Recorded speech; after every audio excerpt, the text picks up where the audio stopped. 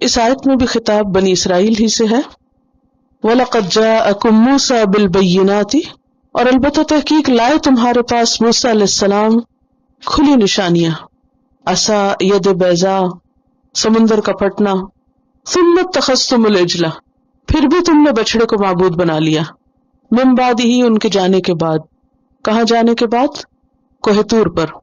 وَأَنْتُمْ ظَالِمُونَ، اور تم ہی ظالم ہو. اس آیت میں اللہ سبحانہ وتعالیٰ بنی اسرائیل کی توبیخ کرے. توبیخ کہتے ڈانٹ کو، ان سے ناراض ہو رہے ہیں کہ دیکھو موسیٰ تمہارے پاس کھلی کھلی نشانیاں لائے، پھر بھی تم نے موسیٰ علیہ السلام کے جانے کے بعد بچڑے کو معبود بنا لیا. کیا تمہیں یقین نہیں تھا کہ موسیٰ اللہ کی طرف سے آئے ہیں اور اللہ ہی نے ان کو یہ معجزات دیے؟ اتنی ساری نشانیاں دیکھنے کے بعد پھر یہ کیسے ہوا کہ تم نے اپنے ہاتھوں سے بنائے ہوئے سونے کے بت کو اپنا الہ مان لیا؟ اور من بعد ہی یہ کب کیا تم نے؟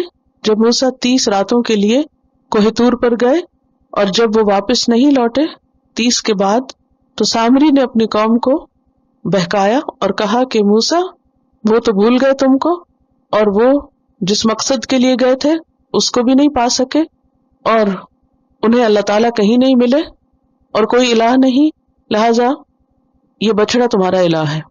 تو سامری نے ایک طرح سے ان کو فتنے میں مبتلا کر دیا تھا. ہارون علیہ السلام جو موسیٰ علیہ السلام کے بعد قوم کی نگرانی کر رہے تھے، انہوں نے سمجھانے کی کوشش کی تو آگے سے بگڑ کر انہوں نے جواب دیا لن نبرح علیہ عاکفین حتی یرجع الینا موسیٰ. سورۃ طٰہٰ 91 میں آتا ہے کہ ہم تو اسی کی عبادت کرتے رہیں گے جب تک کہ موسیٰ ہمارے پاس واپس نہیں آتے.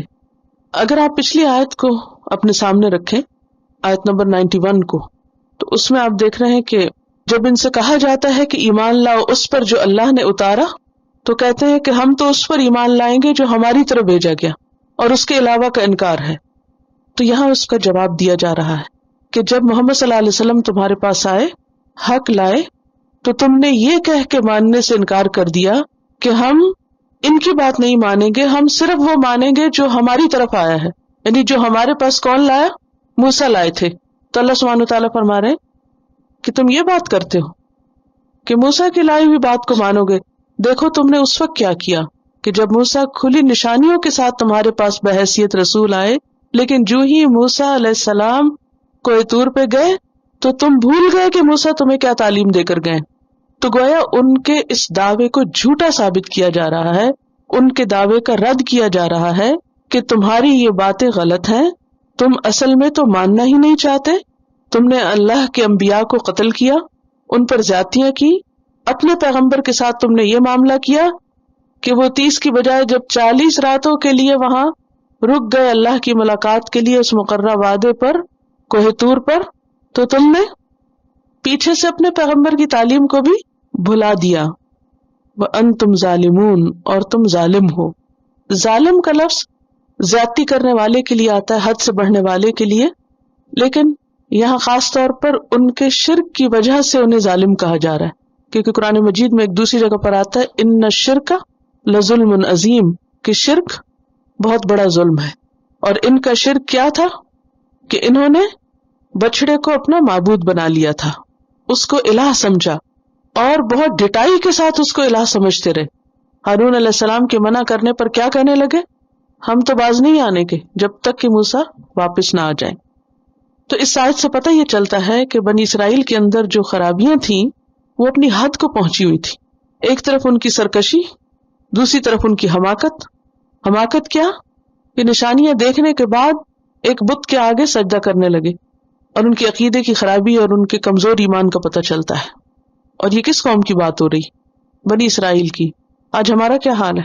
ہم کیا کرتے ہیں؟ ایک نہیں کئی بت بنائے ہوئے. کتنی قبریں ہیں جن کو مسلمان پوجتے ہیں، ان کے آگے سجدے کرتے ہیں، صریحاً قرآن اور سنت کی تعلیمات کے خلاف اللہ کے سوا دوسروں سے فریادیں کرتے ہیں. کبھی رسولوں کو پکارتے ہیں، کبھی حضرت علی کو پکارتے ہیں، کبھی یا محمد کہتے ہیں، کبھی یا علی کہتے ہیں، کبھی کسی اور کو پکارتے ہیں. تو یہ سب کیا ہے؟ دراصل اللہ کو چھوڑ کر غیر اللہ کی طرف جانا، اللہ کی مدد پر یقین کم ہونا، گویا اللہ کو الہ کم ماننا اور اس کی بجائے دوسروں کی طرف رغبت اور توجہ کرنا. تو یہ سب کیا ہے؟ ظلم ہے. اور بسا اوقات ہم یہ سمجھتے ہیں کہ ہم بورن مسلم ہیں اور ہم مسلمان ہیں اور مسلمان ہونے کے بعد ہم جو چاہیں کریں کوئی فرق نہیں پڑتا. نہیں، یہ سب کیا ہے؟ ظلم اور زیادتی کے کام ہیں، ان سے پرہیز کرنا چاہیے.